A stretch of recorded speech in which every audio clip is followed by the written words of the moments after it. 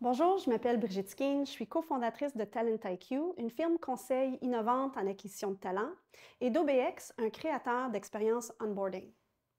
Dans cette capsule perspective, j'ai l'intention de discuter d'un atout précieux mais souvent négligé au sein des entreprises, les programmes d'accueil et d'intégration.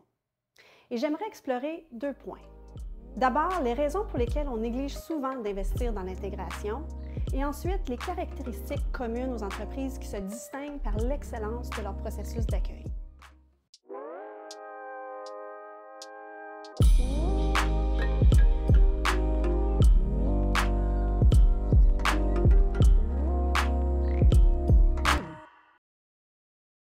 Sur le marché du travail actuel, où la concurrence est féroce, attirer les meilleurs talents ne représente que la moitié de la bataille.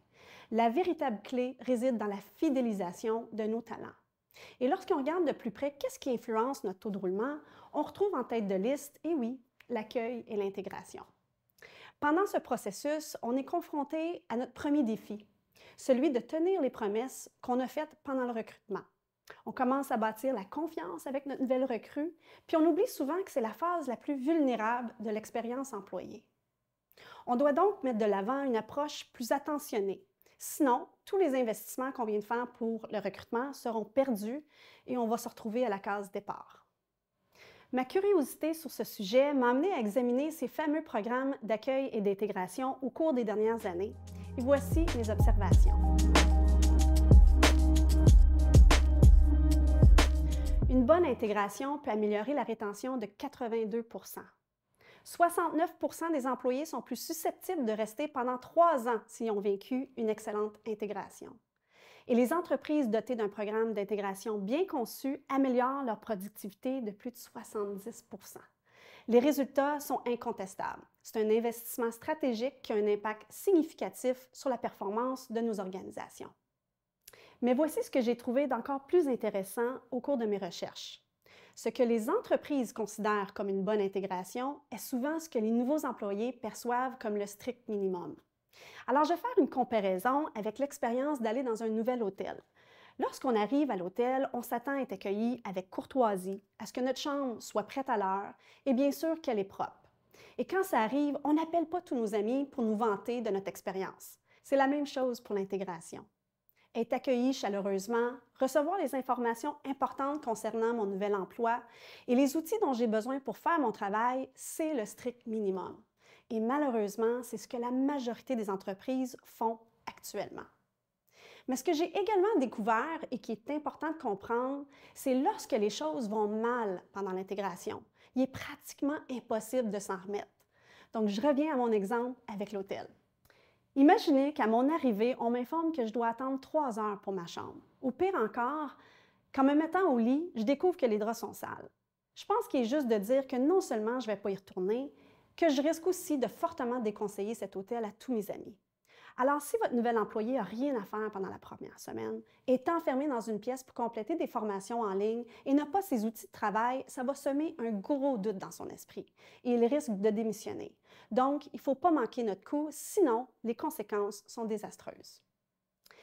Mais si votre parcours d'intégration est bien conçu, avec des éléments wow, vous allez récolter les fruits de toutes les statistiques que j'ai partagées avec vous tantôt. Mais la réalité est que beaucoup ne savent pas à quoi ressemble une intégration exceptionnelle et c'est compréhensible étant donné que la plupart d'entre nous, on ne l'a jamais vécu. D'après mes recherches, à peine 12 % des entreprises offrent une intégration efficace. Ça explique probablement pourquoi on pense faire un bon travail et pourquoi on a du mal à moderniser, à réimaginer notre programme.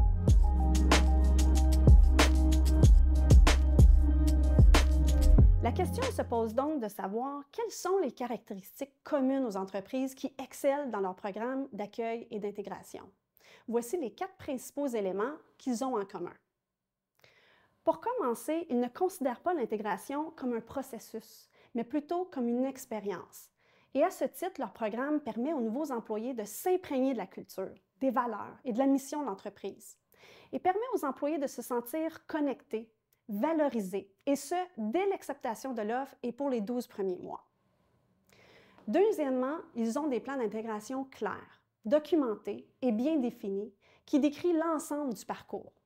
Et ça comprend un calendrier, des objectifs et des outils pour tous ceux qui sont impliqués. Donc, des guides pour les nouvelles recrues, les ressources humaines et les gestionnaires. Et ces outils permettent à chacun de savoir c'est quoi leur rôle, mais aussi les aident ou nous aident à avoir un langage commun. Troisièmement, ils les aident à créer une communauté au travail. Lorsqu'on se sent lié aux personnes avec qui on travaille, ça augmente notre satisfaction professionnelle de 50 %. Il faut donc créer des moments où ils peuvent rencontrer leurs collègues, et au-delà de leur propre équipe, et aussi avec des membres de l'équipe de direction, et ce, dans des cadres plus informels. Ils adoptent aussi des programmes de compagnonnage pour faciliter ces échanges. Et finalement, leur expérience d'intégration doit être interactive et personnalisée. L'engagement des nouveaux employés par le biais d'activités, de discussions, va rendre leur expérience beaucoup plus mémorable. Donc, au lieu de présenter vos valeurs, donnez-leur l'occasion de les vivre. Par exemple, si une de vos valeurs, c'est la collaboration, à la fin de leur premier ou deuxième mois, pourquoi ne pas créer une salle d'évasion virtuelle où les nouvelles recrues de différents départements s'affrontent autour d'énigmes liées à l'histoire et la culture de l'entreprise?